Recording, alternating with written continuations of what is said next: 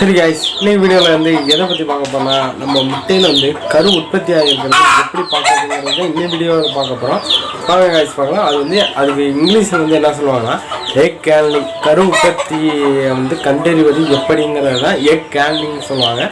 இன் தமிழ் வந்து பார்க்கலாம் எப்படிங்கிறத நீங்களும் வந்து பாருங்கள் गाइस. வாங்க. சரி ஓகே गाइस, இதான் நம்ம எங்கே பெற்று நம்ம இதை திறந்து இப்போ ஒரு முட்டையை நான் செக்கிங் பண்ணுறத எடுத்துருக்கேன். பொறுமையாக முடிகிறோம். அதை வந்து நம்மளுக்கு வந்து இந்த அதிர்வு இருக்கோட அதுக்காக தான் நான் பொறுமையாக முடுறது.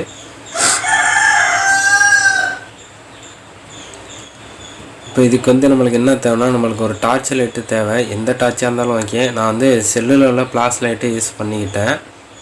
அப்புறம் வந்து நம்மளுக்கு வந்து வெளிச்சம், அதர் வெளிச்சம் இருக்கக்கூடாது.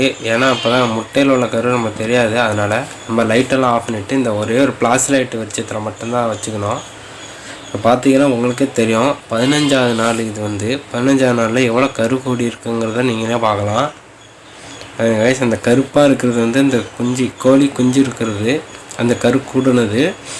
அப்புறம் அந்த முட்டையெல்லாம் இன்னும் கொஞ்சம் ஆரம் கேட்டுறோம். உங்களுக்கு பாருங்கள் எப்படி வந்து கரு ஃபுல்லாக கவர் ஆகிருக்கு பாருங்க. அப்புறம் அதில் வந்து ஒரு நரம்புலாம் ஓடி இருக்கும், நீங்களே பார்க்கலாம். பாருங்கள் கைஸ், நல்லா நரம்புலாம் ஓடி இருக்கும். அது போக போக உங்களுக்கே தெரியும். இப்போ நான் காட்டுறேன்னா பார்த்தீங்கன்னா உங்களுக்கே நல்லா தெரியும். ஏன்னா சுற்றுறதுனால உங்களுக்கு அசைவு தெரியாது, அந்த குஞ்சோட அசைவு. பாருங்கள் நரம்பெல்லாம் ஓடி இருக்கு பாருங்கள் கைஸ். இந்த பாருங்கள், நீங்களே பாருங்கள். பாருங்கள் 15வது நாள் கருவெலாம் எப்படி சுற்றி கவர் ஆகுது பாருங்கள்.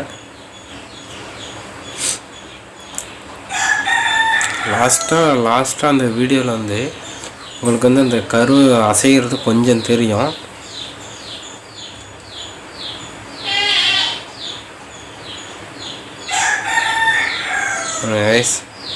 லைட்டாக அசைவு இருக்கும், நீங்களே பார்க்கலாம்.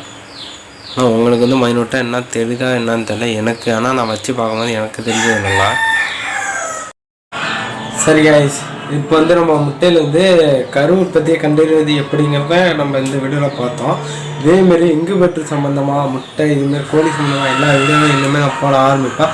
அது மட்டும் இல்லாமல் நம்ம எப்போதும் முறை டெக் வீடியோவும் போடுறோம். டெக் வீடியோ, நம்ம கேட்ஜெட்டு எல்லா வீடியோவும் கலந்து தான் வரும். நம்ம ஏன்னா நான் வந்து சேனல்லே சொல்லியிருக்கேன், மல்டி பர்பஸ் வீடியோ தான் நம்ம போடுவோம்னு சொல்லியிருந்தோம். இப்போ வந்து இது ஸ்டார்டிங் பண்ணியிருக்கேன். இதை வச்சு இன்னும் இந்த ஹேச்சிங் பர்சன்டேஜ் வந்து எவ்வளோ இருக்குன்னு தெரியல. இதை வந்து இப்போ வந்து இன்றைக்கி வந்து எனக்கு வந்து 16வது நாள். நான் வந்து 15வது நாள் முட்டையை வந்து செக் பண்ணிட்டேன் எப்படி இருந்ததுன்னு. அந்த வீடியோ தான் இப்போ பார்க்குறீங்க. இன்றைக்கி வந்து 16வது நாள். எப்போதும் போகலாம். இந்த வீடியோ பிடிச்சதுன்னா லைக் பண்ணுங்கள், ஷேர் பண்ணுங்கள், கமெண்ட் பண்ணுங்கள். மறக்காமல் சப்ஸ்கிரைப் பண்ணிவிடுங்க. பக்கத்தில் பிள்ளைக்கு கிளிக் பண்ணுங்கள். இப்போ தான் நான் போடுற வீடியோ உங்களுக்கு கூட நோட்டிஃபிகேஷன் வந்துச்சிடும்.